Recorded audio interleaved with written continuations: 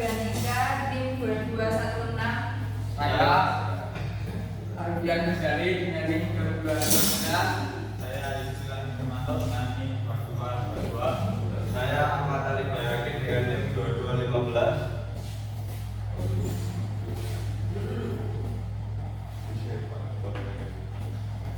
Selanjutnya di sini ada beberapa bab mengenai mirror charging, yaitu definisi mirror charging, lalu cara kerjanya, lalu perbedaan antara charger konvensional dan mirror charging, lalu ada kelebihan kekurangan mirror charging dan kesimpulannya. Definisi wireless charging. Wireless charging merupakan suatu perangkat elektrik yang menghubungkan sumber daya elektrik dari power source ke tanpa menggunakan suatu perantara dalam kurung kabel atau semacamnya. Atau dengan kata lain, wireless charging adalah suatu perangkat yang bisa melakukan pengisian daya baterai device tanpa menggunakan kabel.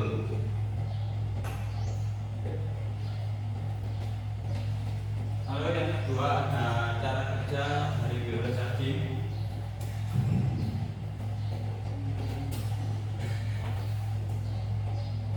Jadi untuk cara kerja dari wireless charging yaitu dengan menggunakan medan elektromagnetik untuk mentransfer energi antara dua benda.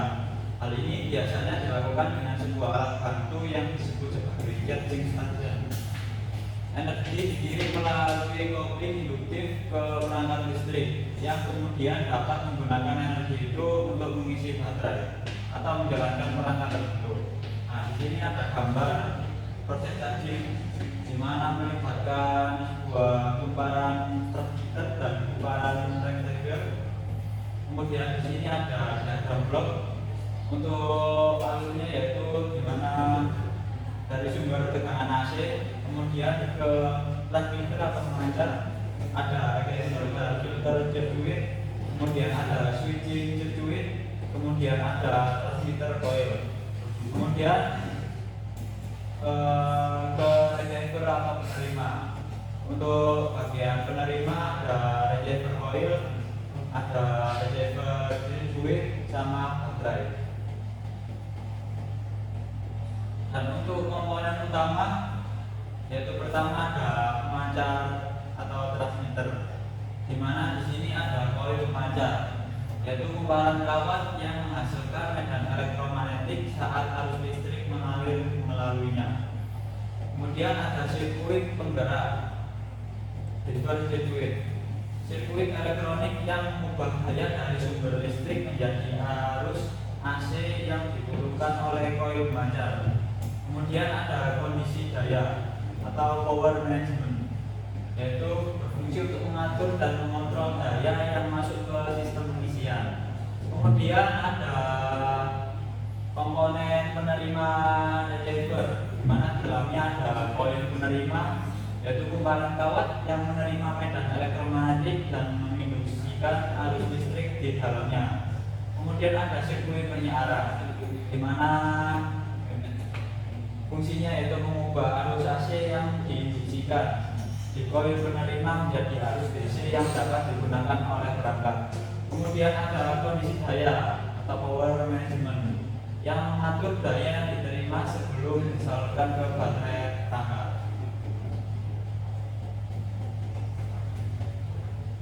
Terus ada medan elektromagnetik induktif atau resonansi, metode yang digunakan untuk mentransfer energi antara koil pemancar dan koil penerima melalui medan elektromagnetik. Pada teknologi induktif, koil harus dekat satu sama lain, sementara pada teknologi resonansi transfer bisa terjadi pada jarak yang lebih jauh. Dan untuk selanjutnya ada kendali controller, di mana di sini ada IC kendali sama sensor, di mana IC kendali itu mengelola komunikasi antara pemancar dan penerima, memastikan efisiensi transfer daya dan menjaga keamanan sistem. Sedangkan untuk sensor yaitu berfungsi untuk mendeteksi keberadaan perangkat di atas pemancar dan mengontrol aktivasi medan elektromagnetik. Jadi nggak bisa asal isi.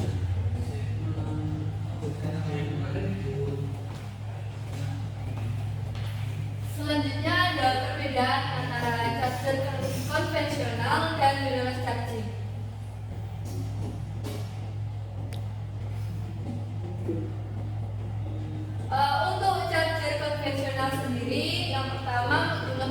kabel yang terkadang menyulitkan pengguna.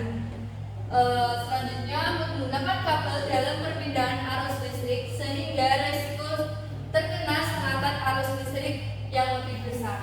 Untuk harganya, charger konvensional sendiri terbilang murah dan terjangkau.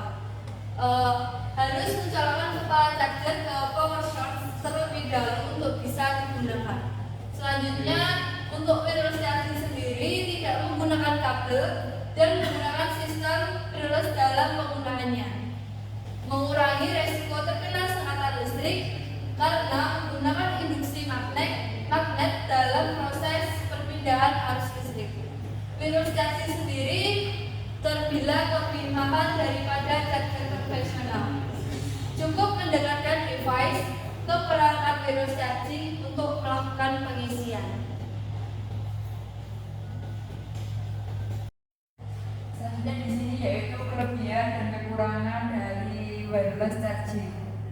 Yang pertama yaitu kelebihan dari wireless charging, yaitu menurunkan resiko terhadap listrik atau konslet di saat penggunaan. Yang kedua, tidak terjadi korosi ketika semua perangkat elektronik tertutup. Yang ketiga, dari segi kenyamanan, daripada harus menghubungkan kabel listrik, perangkat dapat ditempatkan pada stand atau stasiun. Jadi charger wireless charging ini bisa dibawa kemana-mana, efisiensi karena langsung dihubungkan di perangkat elektronik, yaitu di smartphone misalnya. Di belakangnya terdapat seperti magnetic, kemudian koneksi yang terlindungi. Selanjutnya, lebih aman untuk implan medis. Selanjutnya, lebih nyaman digunakan dan lebih mudah dibandingkan harus mencolokkan kepala charger ke sumber listrik. Selanjutnya, kekurangan dari wireless charging sendiri yaitu harganya yang lebih mahal, pengisian yang lebih lambat, masih jarang ditemukan di tempat umum di Indonesia, tidak dapat bebas bergerak dan dioperasikan saat pengisian, dan menghasilkan medan elektromagnetik yang besar sehingga dapat mengganggu kesehatan pada pengguna di sekitarnya.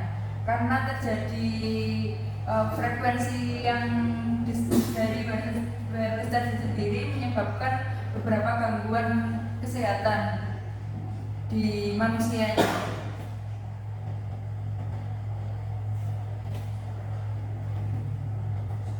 Lanjut yang kedua yaitu kesimpulan.